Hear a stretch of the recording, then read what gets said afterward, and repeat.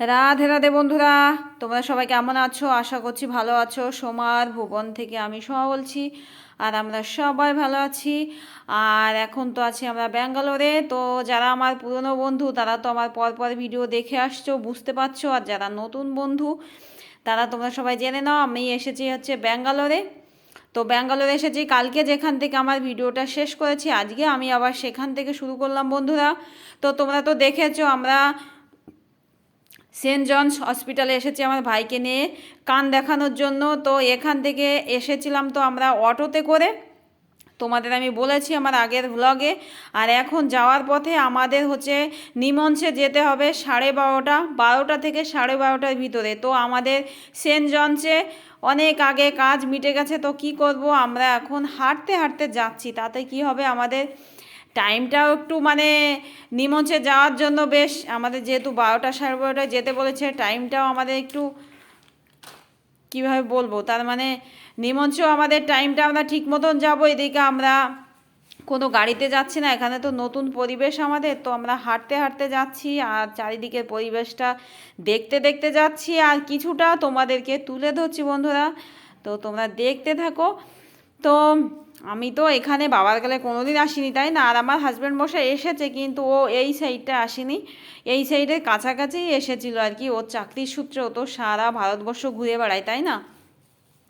তো এই যে আমরা তো এসেছিলাম সেন্ট জনস হসপিটালে, ভাইকে ডাক্তার দেখিয়ে দেখানো তো হলো না।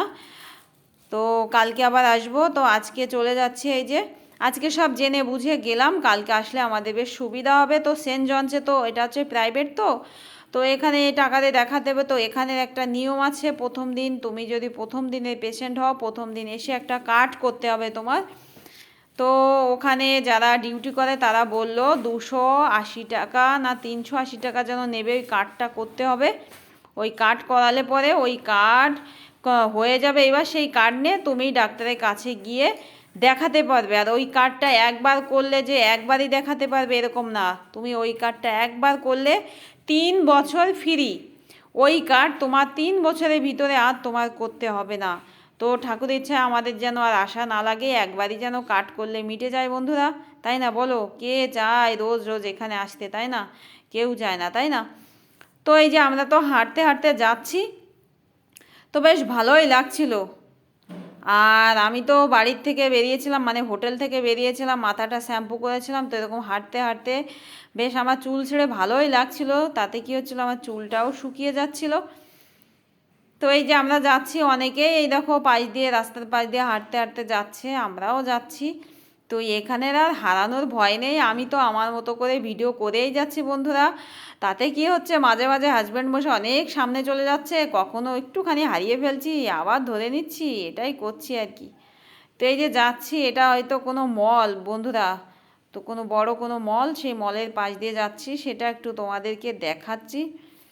তো এখানে পরিবেশটা, শহরে তো এখানে পরিবেশটা তো বেশ ভালোই, কিন্তু ব্যাঙ্গালোরের গ্রামের সাইডটা কেমন হয় আমি জানি না বন্ধুরা। এখানে গ্রাম ট্রাম হয় কিনা সেটাও জানি না। তো এই যেখানে আমরা আছি আর কি, নিমঞ্চ আর সেন্ট জনস, এখানে অনেক অনেক হসপিটাল। অতএব এইটুকু জায়গা তো দেখছি ভীষণ উন্নত, ভীষণ উন্নত আর কি। তো আমি চোখে যেটুকু দেখেছি সেইটুকু তো খুব উন্নতি দেখছি বন্ধুরা। আর এখানে পথে যেতে যেতে ওভারব্রিজ দিয়ে লিফট, সিঁড়ি লিফট যাই বলো, সব রকমই ব্যবস্থা আছে আর কি। এটা আমার ভীষণ পছন্দ হয়েছে। আর এখানে কত সুন্দর একটা হাতি দেখো রয়েছে, এটা রাত্রেবেলায় নিশ্চয়ই সুন্দর লাগে, লাইট ফাইট জলে বোধহয়। তো এই যে আমরা তো দিনের বেলা যাচ্ছি, হাঁটতে হাঁটতে বেশ মজা করতে করতে, সামনে এই দেখো একটা এই যে ওভারব্রিজ পেয়ে গেলাম। তোমাদের তো একটু আগেই বললাম, এই দেখো সিঁড়ি লিফট, আমি মন ভরে চড়ে নিচ্ছি বন্ধুরা। তো আমার হাজব্যান্ড মশাই দেখে বলছে, যাও যাও একটু উঠে এসো। আর এটা কে মিস করে বলো বন্ধুরা। তো আমি মজা করে চড়ে নিচ্ছি, বেশ ভালো লাগছে। আর চুলটা দেখো এখনও আমার খোলা আছে। তো আর বেশিক্ষণ খোলা রাখবো না বন্ধুরা, একটু পরে বেঁধে নেব। তো একদম পাগলের মতো হয়ে যাচ্ছি। তো এখানে যেন আমি তোমাদের সঙ্গে কি বলছিলাম, তো সেই সব আমি সব মিউট করে দিলাম বন্ধুরা। তো এখানে তো দাঁড়িয়ে আছি, এখন ভাবছি কোন দিক দিয়ে যাব, আবার উঠবো কিনা। আমি এই সিঁড়ি লিফট দেখলে একদম, এর আরেকটা নাম কিন্তু আছে, সেটা আমার এখন মনে নেই। তো এরকম দেখলে আমি তো পাগল হয়ে যাই না উঠতে পারলে, আর একবারে আমার স্বাদ মেটে না বন্ধুরা। অনেকবার উঠতে হবে তবে আমার স্বাদ মিটবে। তো এই যে নেমে যাচ্ছি আমি, কিন্তু আবার উঠবো, আবার উঠবো বলেই নামছি, কিন্তু এই দেখো আবারও চড়ছি।